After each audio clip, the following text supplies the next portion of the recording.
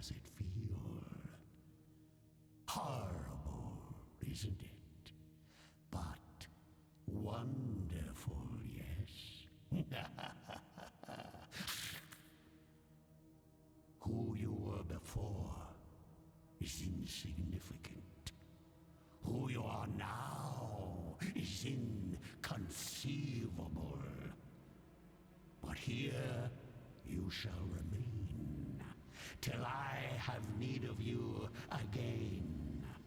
For one must always reign beneath dusk.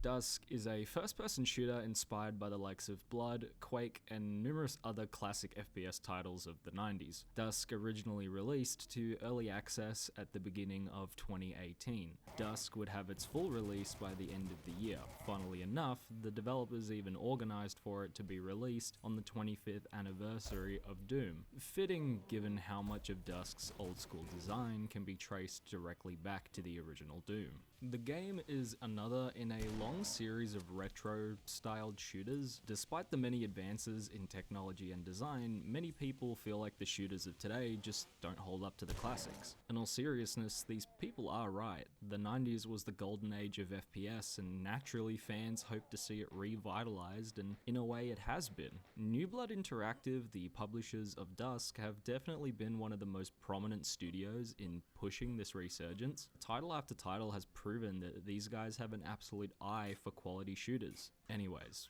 I should probably talk more about Dusk. You play as Dusk Dude, a random treasure hunter traveling to the town of Dusk in search of fat stacks. Soon after arriving, however, you're captured by the friendly townsfolk. They waste absolutely no time before throwing you in a basement.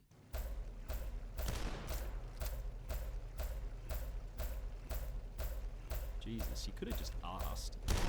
Eventually, the townsfolk will come to kill you. Dusk Dude isn't having none of that shit though, and you break free. Across the next 3 episodes, you will go on a wild-ass journey as you go from trying to escape the town to trying to kill absolutely fucking everybody. I mean, there's plenty of treasure to go around, but these guys aren't sharing. Well, fuck you too. Speaking of all things pretty and valuable, we gotta drool over these visuals real quick. Don't be fooled by the retro aesthetic. This is a gorgeous looking game. This is mostly due to the game's incredible art direction. Even without the retro styling, I think this game would still look great. The pixelation is basically just a bonus. Environments are very well modeled and feel accurate to the areas they're meant to portray. The color scheme and lighting is also fantastic. Some of these landscapes and skyboxes are probably not going to leave my mind for a while.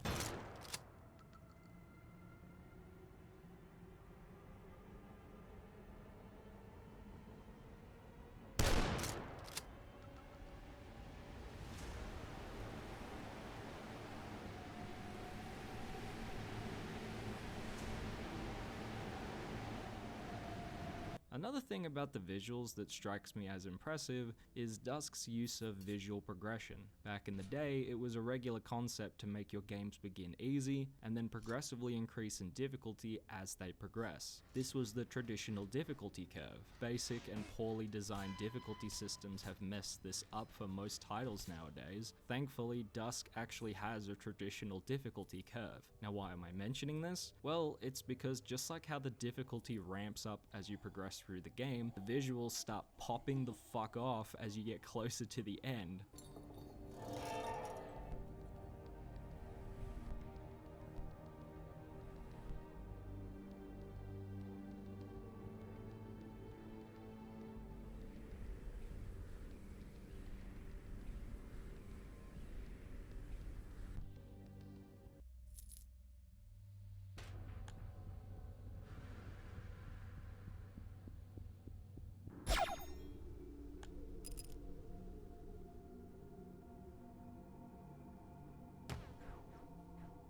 Without spoiling any actual end events in this segment, the later areas in this game get pretty insane, both visually and design-wise. It's just a beautifully realized art style, and I love it to death.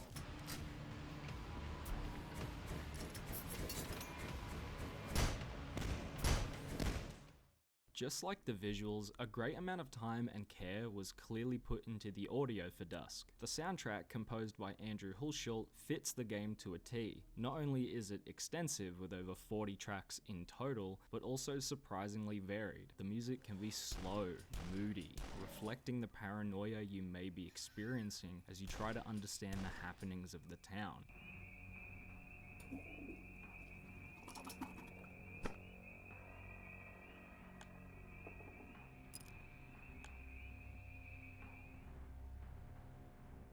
In another moment, it could be taunting you, letting you know a threat is on the way, but you don't know what.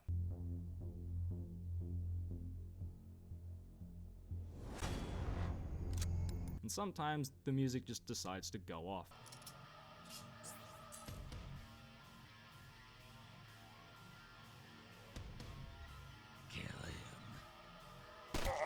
The sound design is suitably of a very high quality. Weapons all sound impactful without being cartoonish or overblown. Enemies sound suitably menacing, and some even scare the shit out of me under the right conditions. The rats in particular succeed at reducing my total brain cells every time they nibble my ankle. Are you fucking— The sound is good, so let's talk about the gameplay.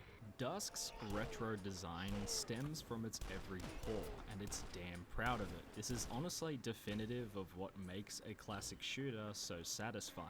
The game takes its base mechanics from the likes of Quake, Doom, and even Duke Nukem 3D in terms of interactivity. Dusk's 3 episodes will take you across 30 levels total as you uncover all of the wacky bullshit happening around and under the town. You'll probably notice very quickly upon starting the game, you move incredibly quickly. Hell, this might even be some of the fastest movement I've ever seen in a shooter. Strafing past enemy projectiles and bunny hopping until your fingers break never gets old. If you've experienced any kind of old school FPS, you'll know what to expect here.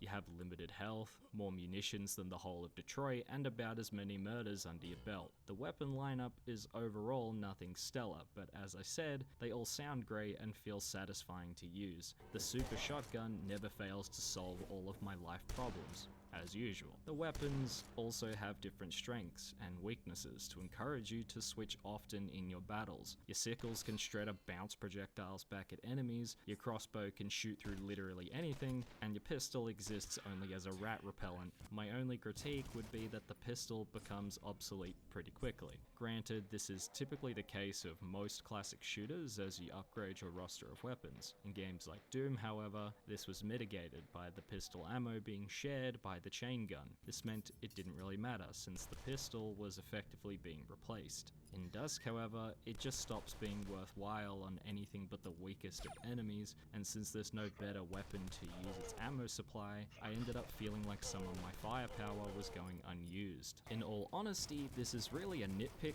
The gameplay is so damn solid, there are very few holes for me to poke in it. Enemy variety is pretty damn impressive all considered, with well over a dozen enemies appearing across the campaign. This, of course, isn't including the bosses, of which there are also numerous. Granted, only 1 or 2 of these bosses actually gave me any trouble. At the very least, the bosses are a nice change of pace from the usual levels.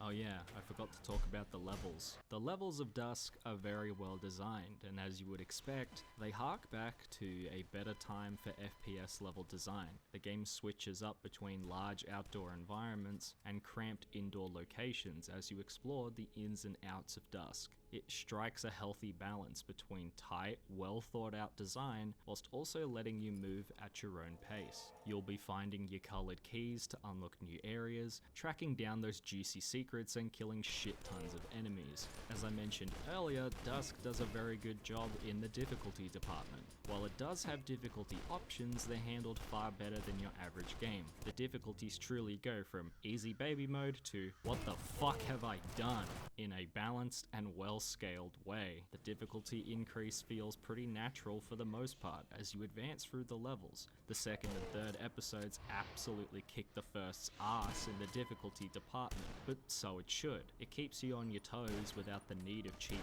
enemies or frustrating mechanics. You could critique the lack of mid-level saves, but honestly the levels aren't overly long anyway. Even after dying tons of times, I still kept replaying those levels because I was enjoying myself so much. Dusk knows when to kick your ass and when to give you a hug. Right, well the gameplay is good, you know this, I know this, fuck, everybody knows this. But how does the actual plot progression stack up, and how well do the levels flow together as an overarching campaign? Right, so this is going to be the spoilers section, so if you don't want spoilers, skip to here. Alright, we all good? Okay, let's go.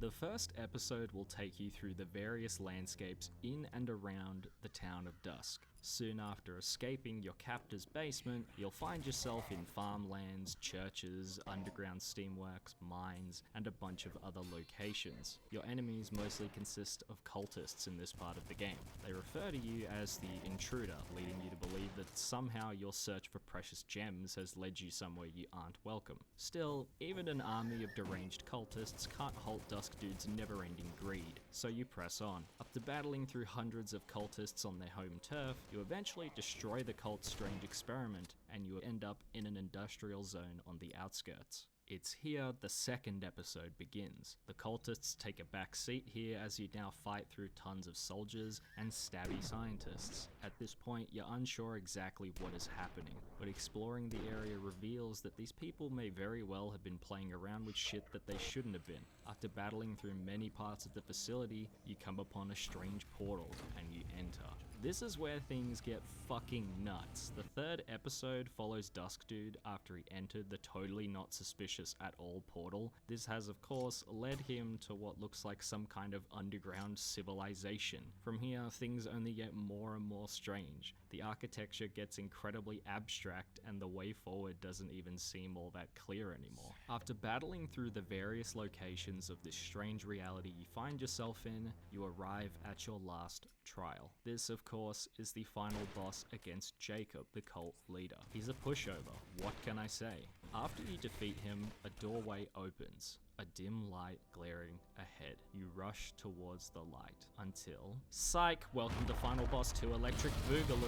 Yes, of course, it turns out that old Jacob wasn't the real antagonist after all, and instead, it's this weird, giant, demon-looking motherfucker living in a green shadow realm. In a fairly easy boss fight, you reign victorious. The creature remains on one single health point. You are worthy. Enough!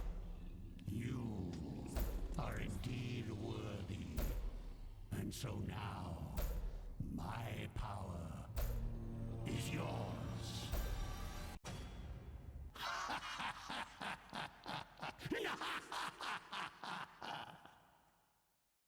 Typically speaking, it is a pretty tried and true way of progressing the story. Things start normal, corporation starts messing with things, and then you end up falling down the rabbit hole. It's not overly original by any means, however it is put to great effect within this game in particular. The final bosses are kinda disappointing, but at the same time, I hardly had high expectations given with just how okay the rest of the bosses had been up to this point.